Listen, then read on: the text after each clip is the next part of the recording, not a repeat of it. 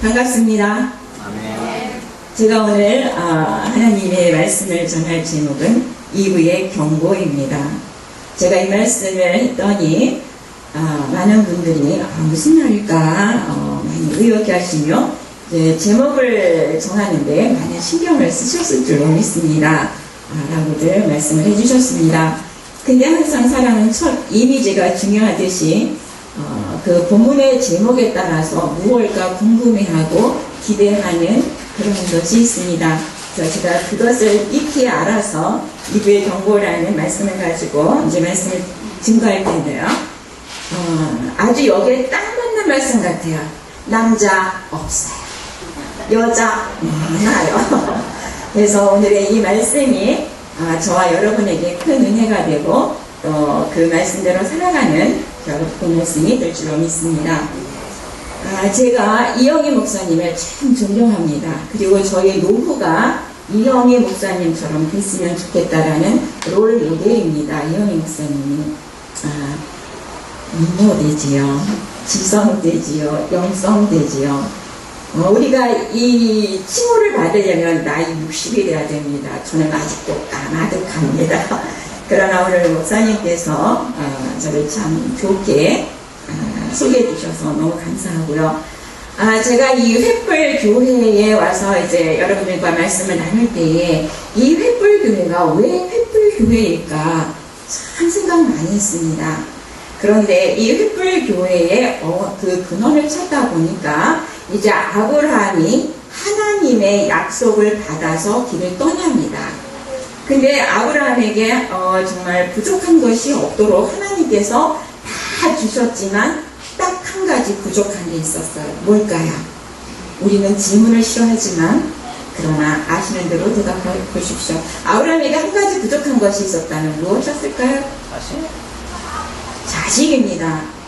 사람이 결혼을 하면 자식을 낳아야 되고 그 자손이 번성함으로 인하여서 그 가문이 확장되어져 갑니다. 오늘 잉태기회를 원하는 그러한 소원을 예물을 드리신 분께 오늘 이 시간 이후로 잉태되는 축복이 있을 줄로 믿습니다. 그래서 이 아브라함은 하나님의 약속의 말씀을 듣고 이제 길을 떠났지만 이 아브라함에게 없었던 것은 자손입니다. 그래서 그게 늘 마음에 이제 근심이 되었는데 하나님께서 뭐라고 말씀하시냐면 내가 너에게 자손을 주겠다. 하늘의 물결과 같이 자손을 주겠다. 그러니까 아브라함이 어떻게 하냐면 그 말씀을 받아서 믿음으로 받아라. 그러면 이것을 내가 어떻게 할 수 있겠습니까? 이거는 하나님께서 뭐라고 하시냐면은 제물을 드리라 그래요. 그래서 3년 된 남녀가 그 제물을 주셔서 이제 이 아브라함이 그 제물을 가지고 하나님 앞에 드립니다. 그런데 이 제물을 할 때 그 3년 된 암소와 또 암염소와 3년 된 숫양은 덩치가 커서 쪼갤 수가 있어요. 근데 문제는 늘 쪼갭니다. 그런데 거기에 산 비둘기와 집 비둘기 새끼를 이제 함께 주님께서 예물로 올려놨는데 아브라함이 보니까 큰 거는 자르기가 좋은데 조그만 거는 자르려니까 왠지 안쓰러워. 그래서 안 잘랐어요. 그리고 그냥 하나님 앞에 번제를 드렸는데 그것이 이제 횃불 언약입니다. 그래서 그 쪼갠 것을 이렇게 번제에다 쪼개 놓으면 그 사이를 뚫고 하나님의 그 성령의 물이 지나갑니다. 그러면서 하나님과의 언약이 맺어지는 거예요. 그런데 아브라함이 실수로 작은 그 산비둘기와 집비둘기 새끼를 쪼개지 않았어요. 그래서 하나님이 그것을 통과하지 못합니다. 그래서 하나님께서 뭐라 말씀하시면 너의 자손이 430년간 애굽에서 봉사를 할 거라고 합니다. 그래서 이것이 횃불 언약의 이제 그 근원인데 저는 오늘 이 시간 이 자리에 서서 430년간의 그 어둠의 생활을 뚫고 이제는 그것이 풀려져서 이스라엘 백성들이 출애굽하는 그 축복이 오늘 임한 줄로 믿습니다. 아멘. 그동안 여러분들이 전도하지 못했고 여러분들의 생활이 나아지지 못했고 늘 주님 앞에 갈급했던 그 답답했던 영혼들이 이 성회를 위해서 풀려지는 귀한 역사, 횃불의 그 언약이 이제 이루어지는 놀라운 역사가 될 줄로 믿습니다. 아멘. 그래서 횃불의 언약에 대해서 잠시 살펴보았습니다. 저는 시골에 삽니다. 그래서 이런 도시에 나와서 네온사인이 반짝이면 정신을 못 차립니다. 시골의 달보다 별보다도 어쩜 이렇게 네온사인이 이쁠까? 그래서 방거리를 배회하고 싶지만 하나님의 사람들은 방거리를 배회하면 안 됩니다. 그래서 숙소에서 역시 이제 하나님 말씀 가지고 그냥 이야기를 하는데, 저희 시골에는 무지한 할머니들이 너무 많아요. 그래서 이제 그 할머니들이 주로 뭐 하면 막 밭에서 담내고 그래요. 이제 그 할머니를 찾아가서 제가 복음을 증거합니다. 예, 지난주에 이제 제가 복음을 증거했는데, 그 이제 할머니, 밤에는 할머니 이제 다 불러놓고 밭둑에 앉아서 그런 말을 했어요. 어르신들, 하나님이 왜 천지를 창조하셨는데요, 다 만들어 놓고 맨 나중에 인간을 만드셨습니다. 왜 그랬을까요? 왜 그랬을까요? 여기 계시는 분들은 아나요? 왜 그랬을까요? 역시 질문은 부담스럽습니다. 그것은 왜 그랬냐면, 이제 다 만들어 놓은 상태에서 인간을 만든 것은 누리고 살라고, 너희들 고생하지 말고 누리고 살라고 하나님의 극진한 사랑이 인간을 맨 마지막에 만드셨습니다. 그런데 시골의 할머니들한테 그 답을 제가 유도해내려고 했더니 그 어르신 한 분이 그래요. 글쎄, 그건 하나님이 잘못한 것 같아. 저는 이제 깜짝 놀랐어요. 이 언니가 왜? 그랬더니, 그럼 우리 보고 아무것도 하지 말고 두 손 놓고 살라는겨? 저 이제 황당했어요. 그러니까 옆에 있던 할머니가 하시는 말씀이, 왜 그래서 뭐 그 하와가 뭔가가 뭐 선악과를 따먹어서 눈이 밝아져가지고 뭐 일을 하게 됐다는 거 아니요? 그래요? 그래서 설렁하는 거예요. 이 난관을 어떻게 수습을 해야 되나. 내가 유도했던 그 질문은 너 전혀 다른 그러한 말들이 막 쏟아지니까 이제 제가 정신이 조금 긴장했어요. 그래서 하는 말이 뭐냐니까, 근데 그러면은 내 손으로 해먹는 게 좋아요? 여러분들은 그렇게 사는 게 좋아요? 하니까, 그럼 내 손으로 해먹어야 마음이 편하지. 며느리가 해주는 거 속 편한 줄 알아? 그거 아는 집밥이요. 내 손으로 해먹어야 좋아. 그러는 거예요. 이제 또 막막한 거 이걸 뭐라고 할 건가. 그래서 어르신들, 그러면 지금 이 떼약볕에서 여러분들이, 어르신들이 밤내고 그렇게 해서 곡식을 얻어서 그것을 팔아서 사는 게 좋습니까? 아니면 자손들 집에 가서 이렇게 자손들 보면서 사는 게 좋습니까? 그러니까 그야 두 말하면 잔소리지. 자손 집에 가서 사는 게 좋지. 그래요. 이거다. 그래서 제가 하나님께서 그렇게 살도록끔 맨 마지막에 인간을 만드셨습니다. 그랬더니 이제 그 어르신들이 뭐라 그러냐면 이렇게 해요. 그렇구먼. 그런 거 하와가 잘못한겨. 오늘 우리를 이렇게 만들었구먼. 그래서 이제 이야기가 전개가 돼요. 그래서 이렇게 말씀을 가르치다 보면 전혀 엉뚱한 발상들이 나올 때에는 이 목회자들은 황당합니다. 그래서 순발력과 하나님의 말씀이 빨리 나가야 되는 아주 그 중심적으로 많이 고도의 삶을 살아야 됩니다. 여자에 관한 이야기가 아주 참 많습니다. 세상을 지배하는 것은 남자다. 그러나 그 남자를 지배하는 것은 여자다. 그런 말이 있어요. 그 다음에 정치는 베갯머리 송사에서 달라진다. 그래요. 여자가 남편이랑 자면서 베갯머리에서 하면 남편이 그렇게 해. 그래요. 그걸 베갯머리 송사라고 합니다. 그리고 이제 여자가 한을 품으면 온유월에도 서리가 나요. 이렇게 여자에 대해서 많은 속설들이 있습니다. 그러나 성경에서는 여자를 인간 취급을 해요. 그 고린도전서 11장을 보면 남자의 머리는 그리스도요, 여자의 머리는 남자요.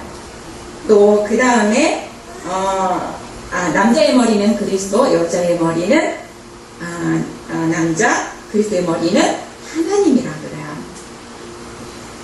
그러나 이 머리는 아주 중요한 겁니다. 이게 얼마나 중요하냐면 그 모든 것을 계획하고 추진하고 하는 그 이제 수뇌부예요. 그러나 여러분 자신감을 가지십시오. 이 머리는 모가지가 없으면 아무것도 못하는 모가지가 가만히 있으면 이 머리 못 움직여요. 우리 여자는 자부심을 갖고 살아야 됩니다. 그렇다고 해서 목이 가만히 있으면 안 되죠. 그래서 이 세상에 돌아가는 모든 것은 여자하기 나름이에요. 할렐루야. 공감 안 하시나 봐요? 여자가 이렇게 위대한 힘을 갖고 있다는 거에서 공감 안 하시나 봐요? 할렐루야! 네. 그래서 이제 오늘 이제 본문을 보면은 간교한 뱀과 이제 여자가 동산 중앙에 있는 실과를 놓고 이제 실랑이를 해요. 그래서 뱀이 이렇게 말해요. 하나님이 너희더러 동산 모든 나무의 실과를 먹지 말라 하시더냐 이렇게 물어요. 그러니까 이제 이렇게 말하죠. 아니야. 동산의 모든 실과는 우리가 다 먹을 수 있는데 중앙에 있는 실과는 간지지고만 있어. 죽을지도 모른대 라고 이제 여자가 말을 합니다. 그러니까 뱀이 뭐라면 안 죽어. 절대 안 죽어. 한번 먹어봐. 그렇게 이제 뱀이 유혹을 하니까 여자가 정말 안 죽을까? 이제 이런 호기심이 드러납니다. 그래서 이제 갈등을 해요. 근데 우리 인생사 살다 보면은 내가 저거에 필이 딱 꽂히면은 그게 눈앞에서 왔다 갔다 하잖아요. 저는 이제 좀 옷을 좋아합니다. 근데 이제 이렇게 길거리 가다가 야, 저 옷 좋다 그런데 안 사고 오면은 밤에 그 옷이 왔다 갔다 해요. 그 귀신을 가져서 합니다. 그래서 내 눈에 필이 한번 꽂히면 그것은 반드시 하는 것이 인간입니다. 근데 하와가 뱀의 말을 듣고 보니까 그 나무에 눈이 고정되니까 이제 갈등이 일어나는 거예요. 어떻게 할까? 먹을까 말까? 이제 그 갈등에 있을 때에 그 간교한 뱀이 또 충동질을 하는 거야. 하나님처럼 된대. 그러니까 하와가 생각할 때 하나님은 너무 멋있거든요. 그러니까 나도 그렇게 되고 싶은 그것이 충동을 해서 선악과를 먹습니다. 그러나 그 먹은 결과는 하나님처럼 된 게 아니라 자기의 수치를 보게 돼요. 이것이 죄의 결과입니다. 그래서 하와는 자신의 수치스러운 몸을 보았고 그 다음에 이제 하나님의 진노로 말미암아서 오늘날 우리에게 고달픈 삶을 제공했어요. 하와가.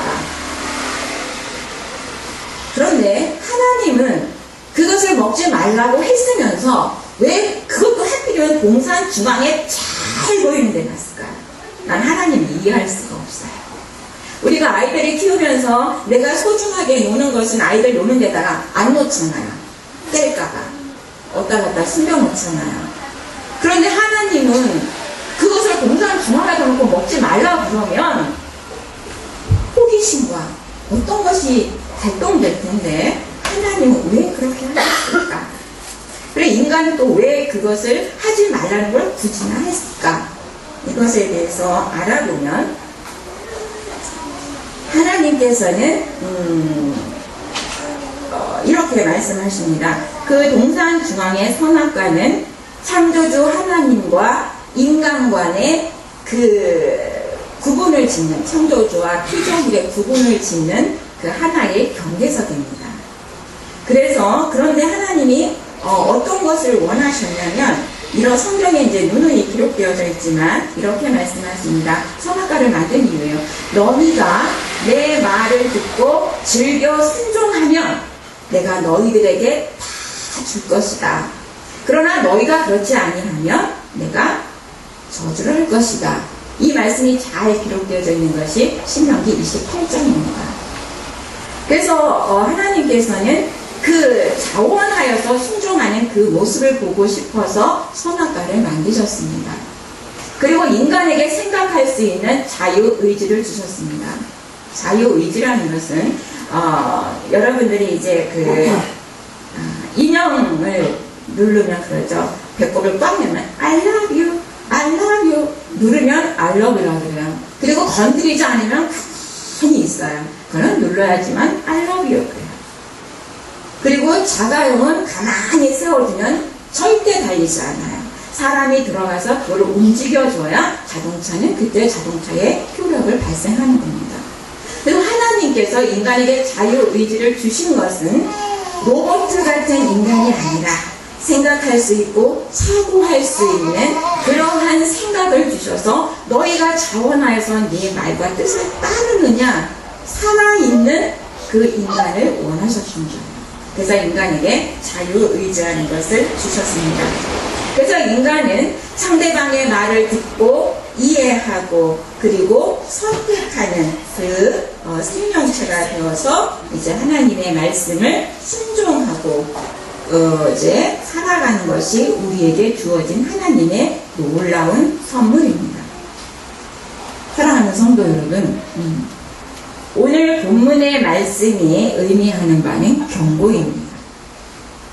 오늘 살아가는 저와 여러분은 선택의 기로에서 매일 선택해야 돼요.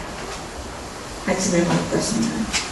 남편은 오늘 아침에 내 속을 써보고 나갔는데 저것을 죄송합니다. 남편을 용서할 것인가. 용서하십시오. 남편을 용서하실 건가? 아니면 내가 어떻게 할 것인가? 거기에서 자신의 감정을 다스리지 못하면 이제 남편하고 등을 집니다.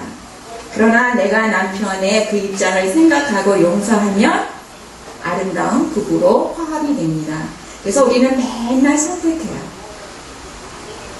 저에게는 아들이 둘이 있는데 주일날 예배 시간이 되면 아주 일어나기 싫어해요. 그래가지고 다 큰 놈들이 궁뎅이를 하늘로 쳐들고 네가 먼저 씻어 네가 먼저 씻어 그래요. 그러다가도 이제 네가 먼저 씻어 하다가 가위바위보 해갖고 진몸이 먼저 씻으라고 해요. 근데 유독히 주일날은 더 그래요. 그래서 제가 왜 그럴까 했는데 그것이 이제 예배를 방해하는 요소죠. 그래서 교회를 가기 싫어하고 예배를 거부하는 그러한 것을 바라보면서 우리는 날마다 영적 전쟁에 있구나라는 것을 그 작은 가정생활에서도 살펴봅니다. 그래서 우리는 날마다 그 지혜로운 선택을 해야 돼요. 그래서 있는데 오늘은 성경에서 지혜로운 여자의 선택과 어리석은 여인의 선택을 한번 보도록 하겠습니다. 나발이라는 그 아내 이름이 아비가일이에요. 그런데 이 나발은 아주 부유한 집에 부유하니까 부자예요. 그런데 이제 그 다윗이 가란 광야에 있을 때 그 나발의 집에서 양털을 깎는다라는 이야기를 들었어요. 그 양털을 깎아서 수입이 이제 굉장히 요즘 말로 말하면 짭짤한가 봐요. 그래서 그 양털을 깎는 날을 이제 해가지고 그날은 이제 풍성한 잔치가 열리는 것 같아요. 우리나라 이제 추수하면 떡 만들어 먹고 뭐 이렇게 하듯이. 그래서 이제 다윗이 마침 잘 됐구나. 그래서 자기가 데리고 있는 소년을 보내서 나를 좀 도와달라. 이렇게 말을 합니다. 그러니까 나발이 안 줘요. 이걸 왜 주냐. 그러니까 이제 다윗이 화가 났어요. 그래서 내가 나발의 집을 진멸하리라 그래요. 근데 뒤늦게 이제 이 이야기를 들은 나발의 아내 아비가일이 급히 이제 막 음식을 준비합니다. 근데 얼마나 많이 준비했는지 한번 볼까요? 급하게 떡 200덩이, 포도주 2가죽부대, 잡아 놓았던 양 5마리, 볶음도식 5세야, 건포도 100송이, 무화과 뭉치 200을 가지고 나귀에다 싣고 빨리 다윗에게 가라고. 다윗이 칼을 가지고 자기네 집을 멸망하지 못하도록 빨리 가라고. 그래서 이제 자기는 뒤따라 갑니다. 그래서 가다 보니까 이제 중간에서 마주쳐요. 그러니까 이 아비가일이 여인이 얼른 내려서 다윗 앞에 무릎 꿇고 용서하십시오. 그래요. 그래서 다윗이 그 이제 물건을 받고 돌아갑니다. 아비가일은 가정을 살립니다. 지혜로운 선택입니다. 그렇게 해서 이제 그 아비가일의 지혜, 그 선택으로 말미암아서 그 집이 구원을 받습니다. 근데 잠언 31장을 보면 현숙한 여인이 취하는 지혜로운 삶이 태도를 이제 언급하고 있는데, 먼저 현숙한 여인은 하나님을 경외한다고 했습니다. 그리고 남편에게 신실하다고 했습니다. 그리고 부지런하다고 했습니다. 그리고 이웃에게 인자와 법을 세우는 여인이라고 했습니다. 아주 완벽한 여인입니다. 아드님을 두시고 계신 분들이 있다면 이러한 자부를 얻기 위해서 기도하십시오. 제가 이제 아들이 있는데 우리 아들을 열심히 쫓아다니는 여자가 있어요. 근데 처음에 아들에게 여자가 생겼을 때는 참 좋더라고요. 이 녀석이 부모 속 안세 이거 참 일찍도 짝을 만났구나. 근데 갈수록 미워져요. 왜 미워지냐면 어쩔 수 없어요. 시어머니는 아들이 원룸을 얻었어요. 그래서 이제 엄마인 제가 막 갈 거 아닙니까? 갔는데 얘가 먼저 가서 앉아있네. 속이 시리더라고요. 내가 먼저 갔어야 됐는데. 아들이 차를 샀어요. 그래서 제가 부모가 먼저 타야 되잖아요. 우리 이론상으로는. 아들이 온다면서 어떤 차를 샀을까? 근데 나갔는데 그녀가 먼저 와서 앉아있어요. 차에서 어머니 안녕하세요. 이건 이 자식이 아니구나. 뺏겼구나. 그러면서 참 속이 아프더라고요. 그래서 그래 왔니? 걔 참 좋구나. 그렇게 하지만 속은 엄청나게 쓰렸어요. 그리고 나서 이제 밥을 먹고 나가는데 저기 또 우리 아들 여친을 제가 그녀가 뭐라 그러냐면 어머니 현미쌀 있지요? 현미쌀 좀 주세요. 아니 네가 현미쌀이 뭐 어떻게 알았어? 그러니까 동명씨가 말했어요. 그래요. 그래갖고 제가 아들의 머리를 꽂들리면서 딸만 기둥뿌리 뽑는 줄 알았더니 아들도 기둥뿌리 뽑아가는구나. 제가 그랬어요. 그러니까 우리 아들 하는 말이 걸작이에요. 저도 먹고 살아야지. 자식들은 부모 돈은 그냥 땅 파면 그냥 나오는 줄 알아요. 그래서 아주 자기 욕심, 자기 살궁리를 아주 얼마나 열심히 하는지 기특하기도 하면서 저게 돈의 노예가 되면 안 되는데 그래서 늘 기도를 해줍니다. 근데 이 그녀가, 우리 아들의 그녀가 참 싹싹하고 좋아요. 어머니 하고 잘 따르는데 사랑을 해줘야 되는데 저는 안 그럴 줄 알았는데 이 시어머니 자리에 올라앉아 있고 보니까 역시 시어머니 신고는 낫더라고요. 안 그런 분들도 있겠지만. 그래서 저는 그 자부를 얻을 때 정말 그 현숙한 여인, 아들을 잘 뒷바라지하고 하나님을 잘 경외하고 이웃을 잘 섬겨서 하나님의 마음을 기쁘게 할 수 있는 그러한 자부를 얻게 해달라고 여러분들 미리부터 준비하시면 하나님께서 그대로 이루어주실 줄 믿습니다. 그 다음에 이제 선택을 잘못한 여인은 누구일까요? 거기에는 이제 롯의 아내가 있습니다. 그 롯의 아내는 그 소돔과 고모라가 이제 멸망할 때 아브라함의 기도로 롯의 가족이 구원을 받습니다. 그래서 이제 그 산에다가 도망하러 막 올라가라고 할 때 그 산에서 불벼락이 내서 막 그게 막 다 타는 소리가 얼마나 요란하겠어요. 근데 롯의 아내가 뒤돌아보지 말아야지 하면서 가다가 자기 생각에 내가 그동안 누리고 깎고 쓸고 했던 그 세간살이, 내가 그동안 그 애지중지했던 그 집, 그것이 가슴에 왔어요. 한 번만 보자. 한 번만 보자. 아니야, 그냥 가야 돼. 아니야, 한 번만 보자. 그래갖고 뒤를 돌아본 결과 그녀는 소금 기둥이 되었어요. 이렇게 선택은 중요한 겁니다. 그런데 이 어머니의 선택이 두 딸의 신세를 망치고 그 다음에 나중에는 하나님의 대적이 되는 그 조상이 됩니다. 그래서 이제 롯의 두 딸이 이제 어머니의 소금 기둥을 배웠고 피신해서 보니까 종족은 아버지하고 두 딸밖에 없어요. 만약에 신앙교육을 잘 시켰고 하나님이 행하실다라는 것을 그 두 딸이 알았더라면 하나님께서 어떻게 행하실 것이다 라는 믿음을 가지고 아마 기다렸을 겁니다. 근데 인간의 생각이 먼저 들어갔어요. 우리가 아버지를 통해서 종족을 얻자.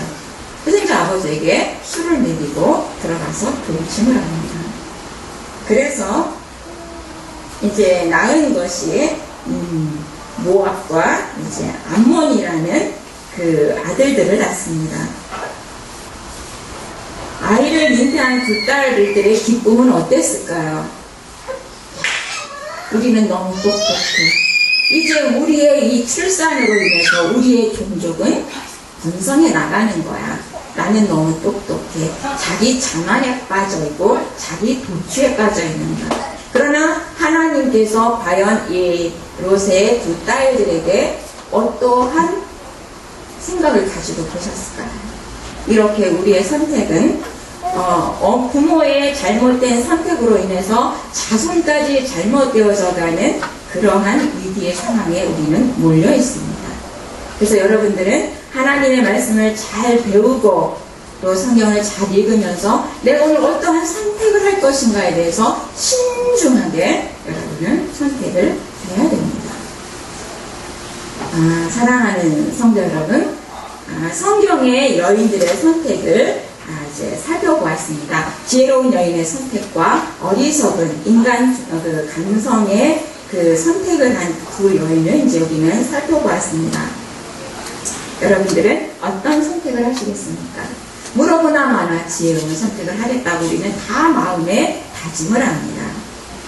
그러나 동산 중앙에 있던 그 사당이 우리를 늘 찌릅니다. 먹어봐, 안 죽어. 한 번쯤 그렇게 하는 것은 괜찮아. 너는 거기에 너무 매여 있어. 네 인생 그렇게 답답하게 살아서 뭐 할 건데. 그러면 우리를 늘 충동질하죠. 여러분들 삶 그렇지 않습니까? 저만 그렇습니까? 저 혼자만 하면 재미없습니다. 여러분들의 삶은 충동질을 받습니까? 안 받습니까? 1번 받는다, 2번 안 받는다. 네, 1번. 우리는 끊임없이 충동을 받습니다. 그래서 그 충동에서 우리는 이겨야 됩니다. 근데 이긴다라는 건 쉽지 않습니다. 그런데 어떻게 이겨나가야 할 것인가에 대해서 여러분에게 그 방법을 제시해보도록 하겠습니다. 이제 우리 시대가 참 혼탁하다 그래요. 근데 제 주변에도 보면 참 혼탁해요. 요즘 제가 이제 아는 집사님이 있어요. 집사님이 있는데 하루는 울며불며 전화가 왔어요. 큰일 났어요. 가정에 탄탄하게 생겼습니다. 아니 왜요? 남편에게 여자가 있어요. 여러분들 황당하지 않습니까? 남편에게 여자가 있다는 것은 가정의 위기잖아요. 근데 고맙게도 이 집사에게도 남자가 있어요. 그건 쌩쌩이잖아요. 그럼에도 불구하고 이 여자는 남편의 여자에게 엄청난 분노를 느껴요. 그래서 제가 할 말이 없었습니다. 이 여자가 왜 이러나? 자기 자신을 돌아보면 오히려 그것을 부끄러워야 할 일임에도 불구하고 왜 이 집사가 이렇게 분노를 합니까? 저는 좀 약간 황당했습니다. 그래서 제가 이렇게 말했습니다. 집사님, 죄는 들키지 않으면 아주 달콤하고 그것같이 짜릿한 건 없을 거예요. 누구나 우리는 다 그런 것을 한 번쯤은 마음에 품어봅니다. 그런데 이것은 남자들의 잘못이에요. 남자분들 잘 들으세요. 내 아내를 지키고 내 가정을 지키고 싶다면 잘 들으셔야 됩니다. 여자는 연약해요. 성경에 보면 뭐 남자는 흙으로 만들고 뭐 옆에 여자는 뭐 뼈로 만들어서 뭐 본차이 나다 뭐 여자는 강하다 그러지만 여자는 약해요. 그리고 여자는 늘 사랑받고 싶어요. 근데 그것을 찾아보니까 하나님께서 인간에게 벌을 주실 때 남자는 밭에서 땅을 파는 수고를 해야지만 먹고 살 수 있고 여자는 남자를 평생 그리워하면서 사는 그 벌을 하나님께서 우리에게 주셨어요. 성경적으로. 남자는 사랑보다 일이 먼저예요. 여자는 일보다 사랑이 먼저예요. 그래서 여자는 늘 남편의 사랑을 요구해요. 근데 남자들은 이렇게 말해요. 얼마나 내가 힘든데 내가 집에 와서 돈 벌고 내가 당신 교육까지 맞춰야 되나? 이러면서 당신이 나를 알아줘. 이렇게 하면서 서로 팽팽하게 맞섭니다. 그렇게 하다가 또 부부가 오래 살다 보면 대면대면해져요. 맞나 보다. 뭐 그런가 보다. 그래서 대면대면해지면서 이제 대화가 없어져요. 그렇게 보면은 뭘까? 이게 뭘까? 근데 밖에 나가면 서로 만나서 이야기나 고여사님 이쁩니다. 어머님. 그 말에 여자는 누가요? 동감하십니까? 동감해야 돼요. 아니라 그러면 이건 목소리예요. 이건 감성이 없는 여자들이에요. 그렇게 하면서 그러므로 인해서 이제 여자들이 자꾸 밖으로 나갑니다. 근데 남자들은 그렇게 말해요. 잡은 고기한테 먹이 안 준다. 너는 내 여자니까 내 옆에 있어라 이거죠. 남자분들 각성하십시오. 여자가 밖으로 나가게 된 것은 남자들의 탓입니다.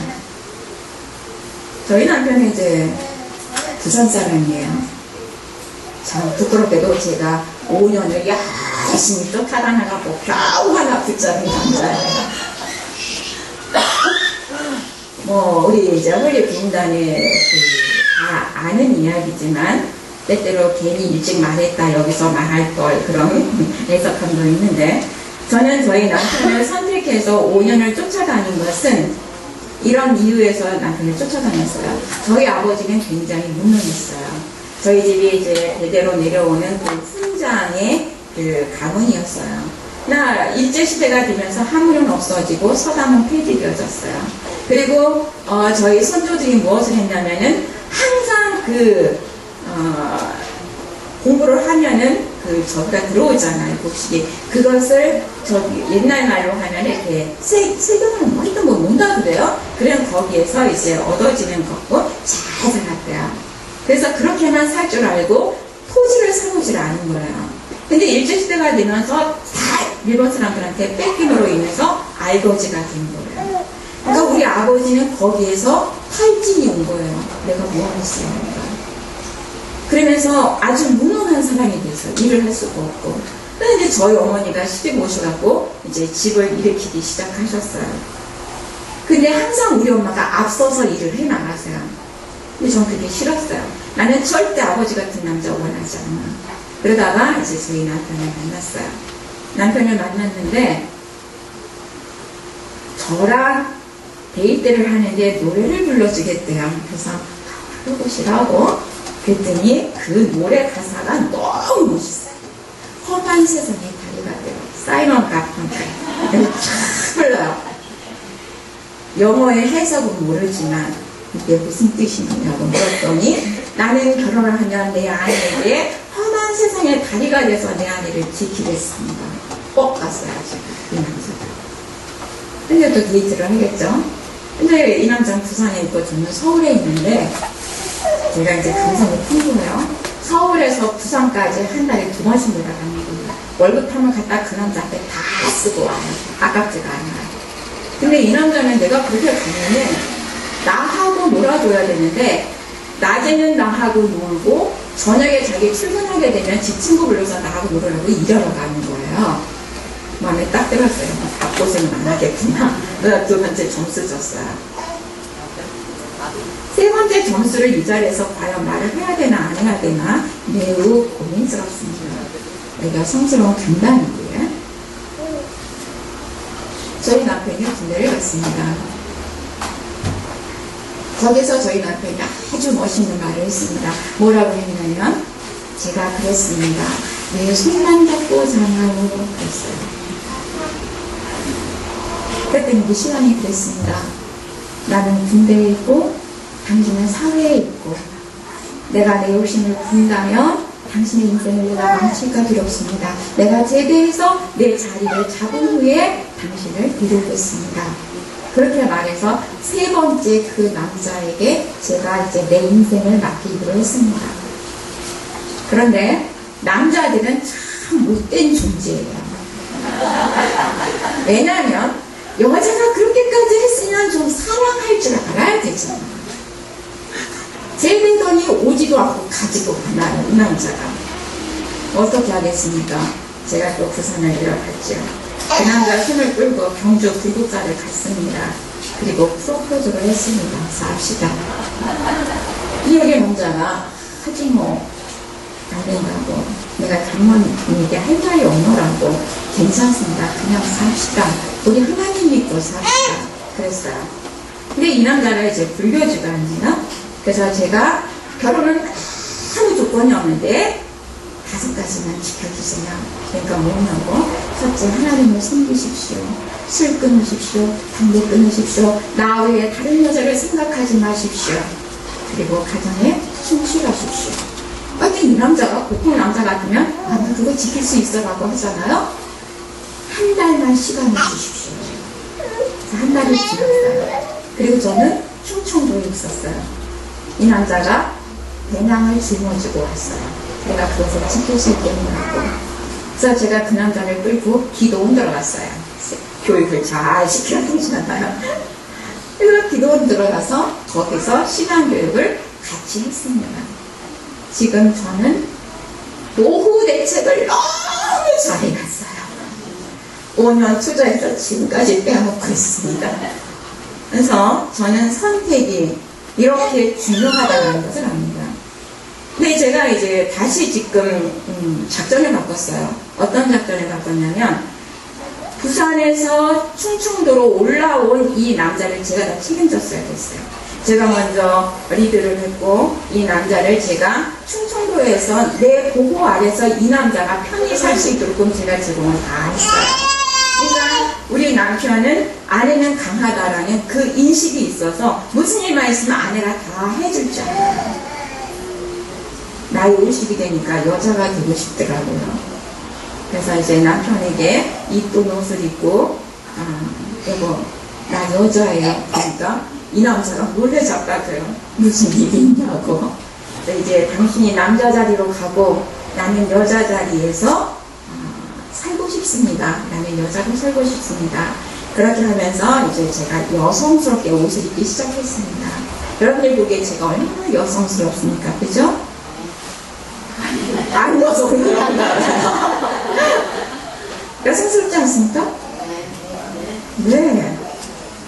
옷도 나름 이쁘게 입어보죠. 목소리 괜찮죠.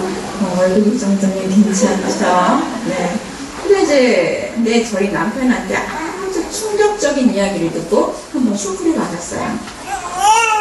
성경에 너희가 뭐 대접받고 오지 않은 대로 대접하라 그러잖아요. 근데 저는 우리 남편이 나를 안고 정말 탁 하면서 사랑해 이 말을 너무 듣고 싶은데 이 남자가 한 번도 안 해주는 거예요. 그래서 제가 퇴근하는 남편을 붙잡고 등을 뜨면서 여보 사랑해 그랬어요. 이 남자 뭐랬는지 알아요? 내가 개새끼가 왜 때리는 거예요? 남자분들 각성하십시오. 제가 여기서 이거 아무 데서나 못 들어요. 내 아내는 여자예요. 아무리 강해도 아내는 여자예요. 그래서 남자들은 늘 그 여자를 잘 보살펴줘야 돼요. 그것이 든든한 그리스도인의 가정을 세워가는 반석이에요. 여기 두분 잘하실 줄 믿습니다. 네. 그랬는데 이 여 집사가 깨어있는 여자였더라면 자신의 잘못을 내려놓고 하나님 앞에 회개하면서 그 남편을 용서했어야 돼요. 이것이 정답이에요. 그러나 이 여인은 내 남편이 나를 두고 다른 짓을 했다라는 거에 대해서 분노를 감추지 못해요. 어리석은 여자예요. 그러면서 하는 말이 뭐냐면 하나님은 내게 왜 이런 고통을 주셨을까? 이게 가당키나 한 말이에요. 자기가 죄는 다 저질러 놓고 왜 하나님 내게 이런 고통을 주느냐. 정말 웃긴 여자예요. 그러나 우리의 생각이 악한 것으로부터 막혀있고 내 감정 생각하고 내가 이렇다라는 것에 대해서 생각한다면 우리는 무지 앞에서 당연히 자가 없어요.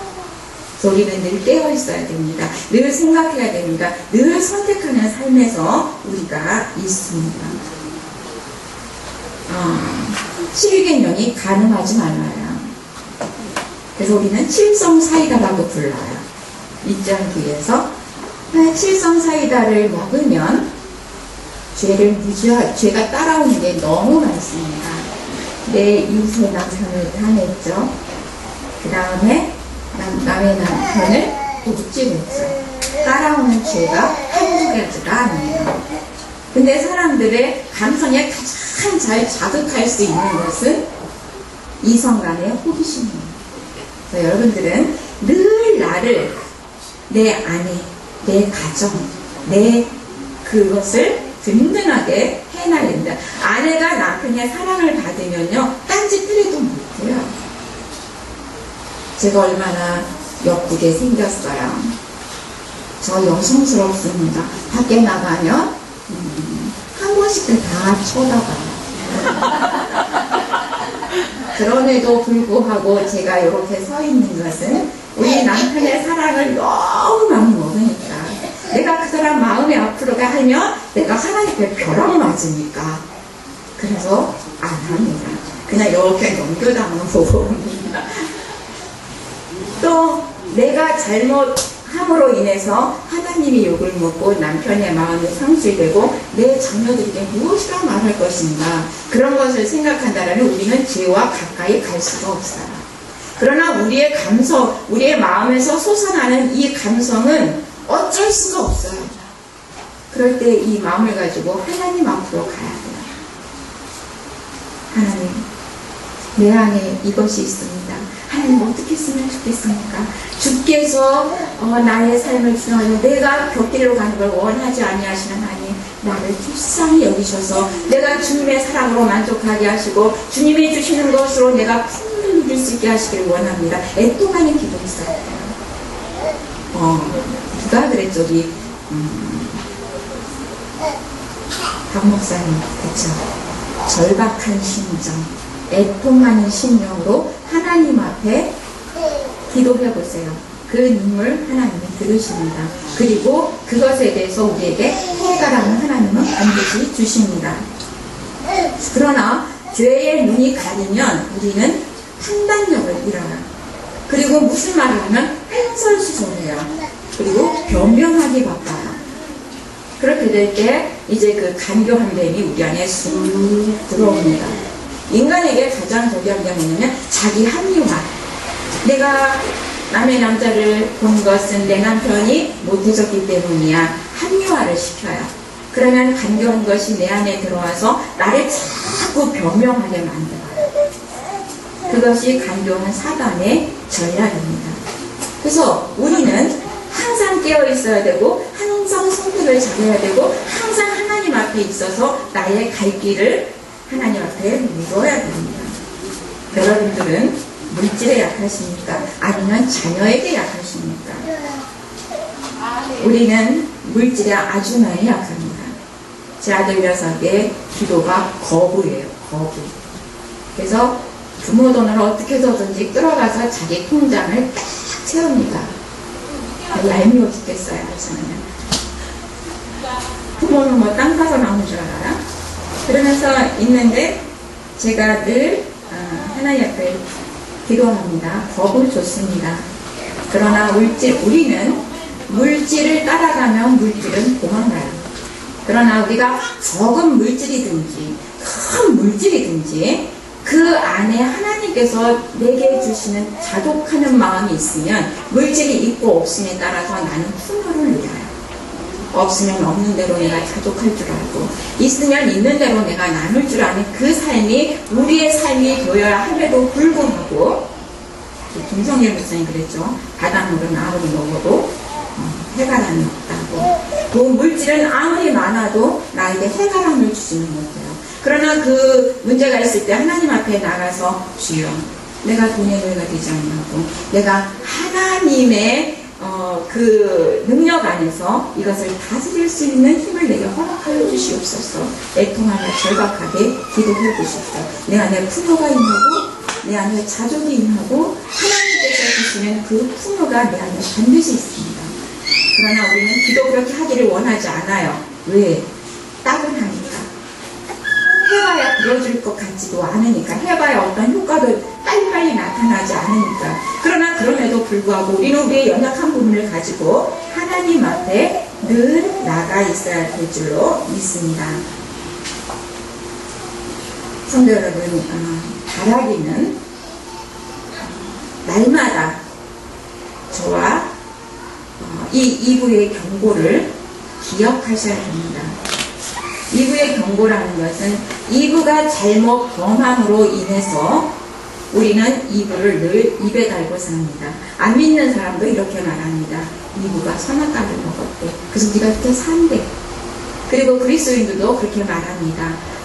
화가 안 먹을 거라면 이렇게 말을 합니다. 2부는 오는 세대, 가는 세대에도 역시 2부의 이 잘못된 선택으로 말미암아 그는 명예를 얻지 못합니다.